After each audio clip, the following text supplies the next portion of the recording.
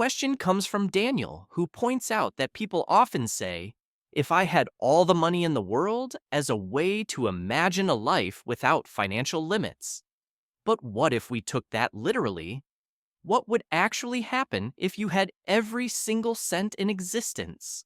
Let's assume you have some sort of money summoning magic spell that can collect every bit of wealth in the world. But here's the problem.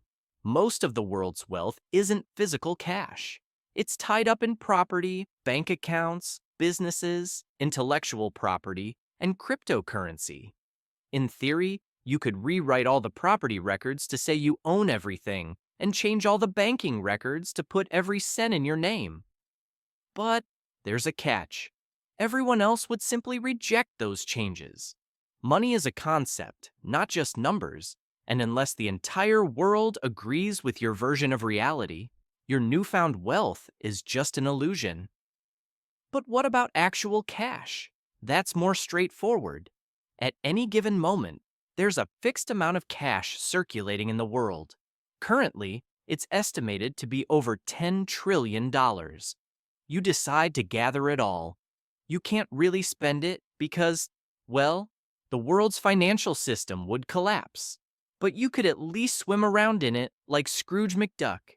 So, you cast your spell and summon every dollar, every coin, every piece of currency on Earth.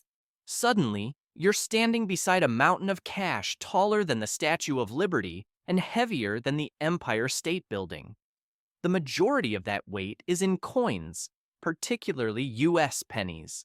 There are likely over 200 billion pennies in circulation, with a combined weight exceeding 500,000 tons. And that's just pennies.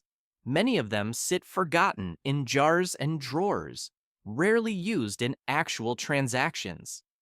In fact, Canada recently eliminated the penny entirely, and hardly anyone noticed. Overall, US coins and bills make up about 20% of the pile's weight, while European currencies add another 25%.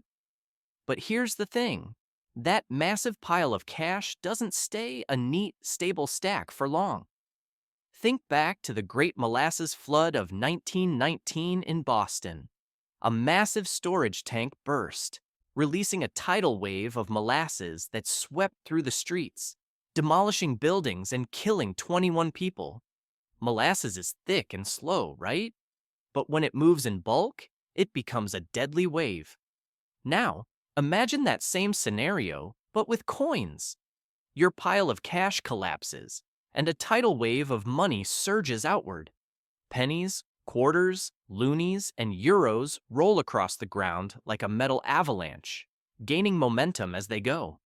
Within seconds, the expanding wave of coins engulfs everything in its path, including you. You might think, well, I'll just build a wall to contain it. But now you've got a new problem: building code violations. Cities with massive skyscrapers, like Manhattan, have strict regulations to ensure that the ground can handle immense weight.